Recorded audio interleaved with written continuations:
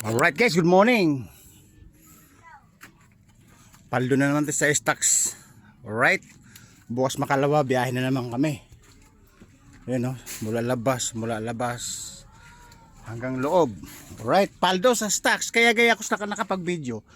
Ngayon lang, siguro wala pang kalahating oras. May mga kayamanan na naman tayo na dumating sa Pilipinas. Alright, andito sa loob. Titignan, klasihin natin kung anong items to. Alright. Oh, yan guys, oh. Hey! Ayan, oh, nakita niyo guys. Isang kahong malaki. Kayamanan sa Pilipinas. Another one. Alright. 5 minutes. Oh. Nakita niyo guys. Ayan, oh. Ayan, oh. Hindi pumasok yung boy. Kundi, marami babaksak. Oh.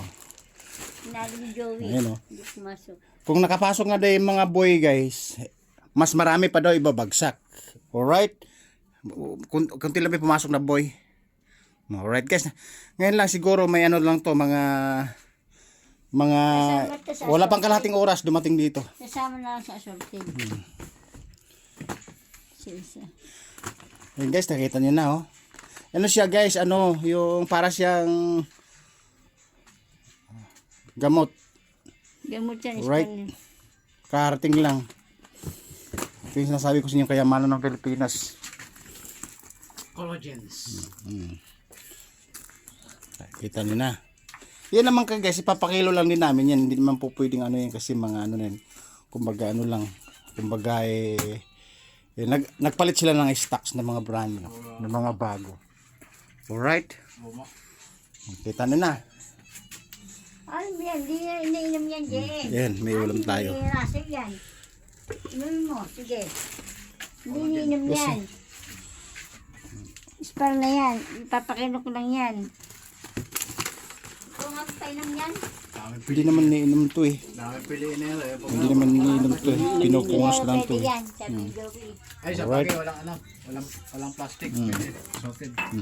Alright guys, papakilo lang din namin lahat yan. Na sinasabi ko, pag binili nito to baka hindi lang 200 guys to, siguro mga 300 o kaya pinakababa, barat ka na sa 200 pag nabili mo. Ngayon oh, isang kahon po yan oh. Tapos isang kahon din to na ano lang na biyak lang kabubuhat. O di ba? Nakita niyo na? Ito yung sinasabi ko sa inyo na kayamanan ng Pilipinas. Paldo! Di ba? Paldo, always paldo. Pag naglalabas yung bodega na suki namin. Alright? Ayan guys, pinakita ko si kayamanan ng Pilipinas. Ayan o, karating lang, wala pang kalahating oras yan. Di akin yan. Lagyan mo yan.